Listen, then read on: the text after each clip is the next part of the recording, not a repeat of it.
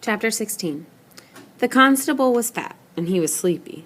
He wheezed when he spoke, and he spoke quite a bit as they started off, he and the man in the yellow suit. First, they roused me out of bed in the middle of the night after I'd been out since sunup looking for that child, and now I suppose you're going to try to run me all the way, he said sourly. I gotta tell you, this horse of mine is none too strong. I don't have to hurry her as a rule, so most of the time it don't matter. Seems to me we could have waited till dawn anyway. The man in the yellow suit was as courteous as always.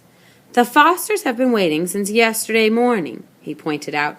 Naturally, they're very upset. The sooner we get there, the sooner that child will be with them again. How come you're so deep in it? Asked the constable suspiciously. Maybe you're in cahoots with the kidnappers. How do I know? You should have reported it right off when you saw her snatched. The man in the yellow suit sighed. But of course I had to find out where they were taking her, he explained patiently. I came right back after that, and the Fosters are friends of mine. They've, sold me their wood. The constable's eyes went round. I'll be, he said. What do you know about that?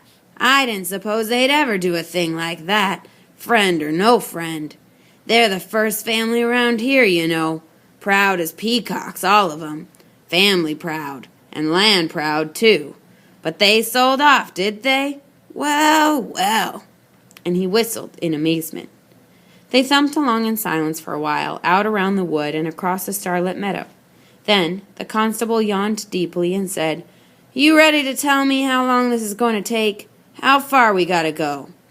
20 miles north, said the man in the yellow suit. The constable groaned. 20 miles. He shifted the shotgun that rested across his saddle and groaned again. Clear up in the foothills? That's a fair way, all right. There was no reply to this. The constable ran his fingers down the gleaming barrel of the shotgun. Then he shrugged and slumped a little in the saddle. Might as well relax, he wheezed, suddenly companionable. We'll be riding 3-4 hours. Still, there was no reply. Yes, sir, said the constable, trying again. It's something new for these parts, kidnapping. Never had a case like this before that I know of, and I've been in charge for going on 15 years. He waited. You don't say so, his companion said at last. Yep, that's a fact, said the constable with evident relief. Maybe now there would be some conversation. Yep, 15 years. Seen a lot of trouble in 15 years, but nothing quite like this. Course, there's a first time for everything, as they say. We got a brand new jailhouse, did you notice? Listen, it's dandy. Give those folks nice clean accommodations, he chuckled. Course, they won't be there long.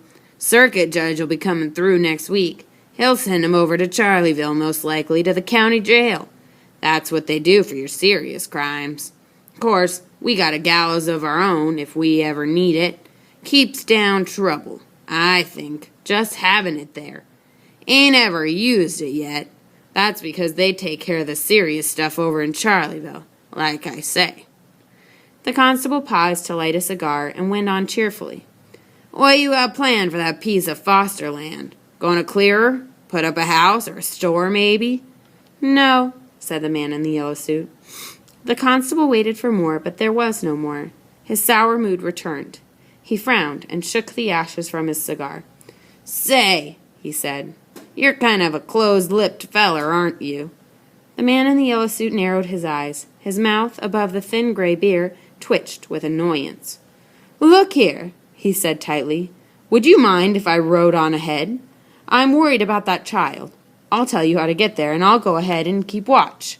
Well, said the constable grudgingly, all right, if you're in such a ding-danged hurry. But don't do nothing till I get there. Those folks are likely dangerous. I'll try to keep up, but this horse of mine, she's none too strong. Don't see as how I could get her to gallop, even if I tried. That's right, said the man in the yellow suit. So I'll go on ahead and wait outside the house till you get there. He explained the route carefully, and dug his heels into the flanks of the fat old horse, cantering off into the darkness where just a hint of dawn glowed on the edges of the hills far ahead. The constable chewed on the end of his cigar. Huh, he said to his horse. Did you get a gander at that suit of clothes? Oh, well, takes all kinds, as they say. And he followed slowly after, yawning, the gap between him and the man ahead lengthening with every mile. Chapter 17. For the second morning in a row, Winnie Foster woke early. Outside in the ring of trees around the pond, the birds were celebrating, giving the new day a brass band's worth of greeting. Winnie freed herself from the twisted quilt and went to a window. Mist lay on the surface of the water, and the light was still pale. It looked unreal, and she felt herself unreal, waking where she had, with her hair wild and her dress all crumpled. She rubbed her eyes. Through the dewy weeds below the window, a toad hopped suddenly into view, and Winnie peered at it eagerly. But no, of course it wasn't the same toad.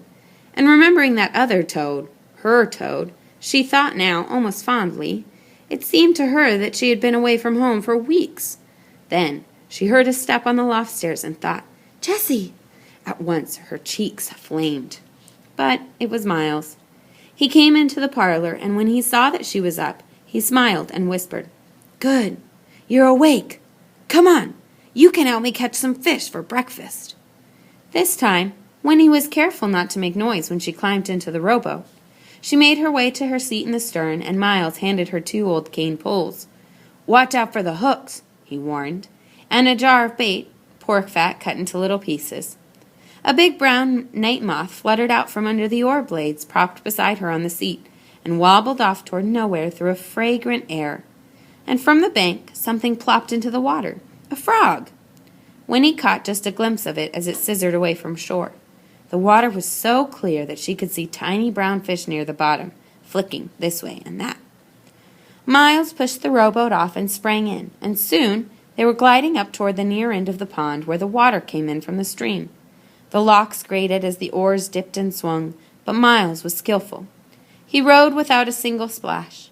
The dripping from the blades, as they lifted, sent rows of overlapping circles spreading silently behind them. It was very peaceful. "They'll take me home today," thought Winnie. She was somehow certain of this, and began to feel quite cheerful. She had been kidnapped, but nothing bad had happened, and now it was almost over. Now, remembering the visits of the night before, she smiled, and found that she loved them, this most peculiar family. They were her friends, after all, and hers alone. "How'd you sleep?" Miles asked her. "All right," she said. "That's good. I'm glad. Ever been fishing before?" "No," she told him. "You'll like it. It's fun." And he smiled at her. The mist was lifting now as the sun poked up above the trees and the water sparkled. Miles guided the rowboat near a spot where lily pads lay like upturned palms on the surface. "We'll let her drift some here," he said. "There'll be trout down in those weeds and stems. Here, give me the poles and I'll bait the hooks for us." Winnie sat watching him as he worked. His face was like Jessie's, and yet not like.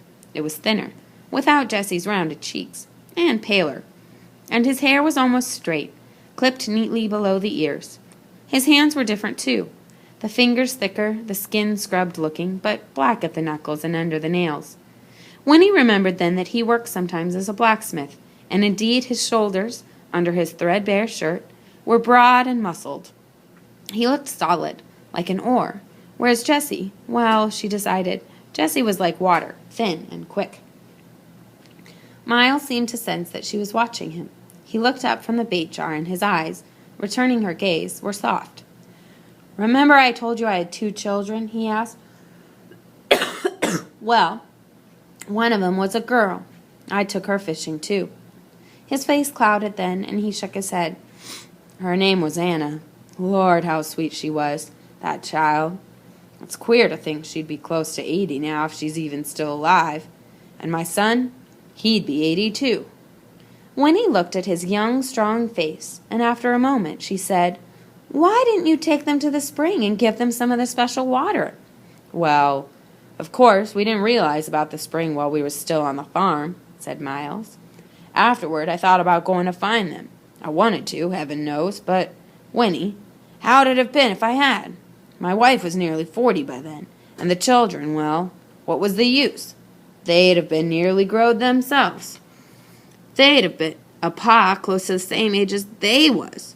Nah, It had all been so mixed up and peculiar, it just wouldn't have worked. Then Pa, he was dead set against it anyway.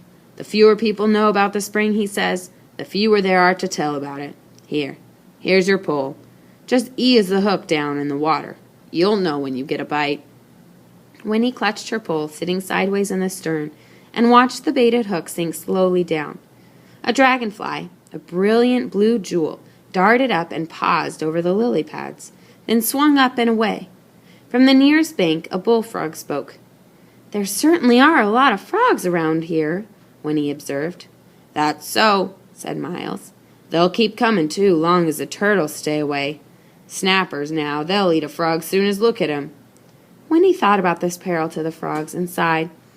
"It'd be nice," she said, "if nothing ever had to die." "Well, now, I don't know," said Miles. "If you think on it, you come to see there'd be so many creatures, including people, we'd all be squeezed in right up next to each other before long." Winnie squinted at her fishing line and tried to picture a teeming world. She said, "Yes, I guess you're right." Suddenly, the cane pole jerked in her hands and bent into an arch. Its tip dragged down neatly to the water's surface. Winnie held on tight to the handle, her eyes wide. "Hey!" cried Miles. "Look there! You got a bite! Fresh trout for breakfast, Winnie." But just as suddenly, the pole whipped straight again and the line went slack. "Shucks," said Miles. "It got away."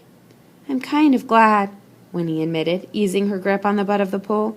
"You fish, Miles. I'm not so sure I want to." And so they drifted for a little longer. The sky was blue and hard now. The last of the mist dissolved, and the sun, stepping higher above the trees, was hot on Winnie's back. The first week of August was reasserting itself after a good night's sleep. It would be another searing day. A mosquito appeared and sat down on Winnie's knee. She slapped at it absently, thinking about what Miles had said. If all the mosquitoes lived forever, and if they kept on having babies, it would be terrible. The Tucks were right. It was best if no one knew about the spring, including the mosquitoes. She would keep the secret. She looked at Miles, and then she asked him, "What will you do if you've got so much time?" "Some day," said Miles, "I'll find a way to do something important." Winnie nodded. That was what she wanted. "The way I see it," Miles went on, "it's no good hiding yourself away like Pa and lots of other people, and it's no good just thinking of your own pleasure either. People got to do something useful if they're going to take up space in the world." "But what will you do?" Winnie persisted. "I don't know yet," said Miles. "I ain't had no schooling or nothing, and that makes it harder." Then he set his jaw and added, "I'll find a way, though. I'll locate something." Winnie nodded. She reached out and ran her fingers across a lily pad that lay on the water beside the boat. It was warm and very dry, like a blotter, but near its center was a single drop of water, round and perfect. She touched the drop and brought her fingertip back wet, but the drop of water, though it rolled a little, remained as round and perfect as before. And then Miles caught a fish. There it flopped in the bottom of the boat, its jaw working, its gills fanning rapidly. Winnie drew up her knees and stared at it.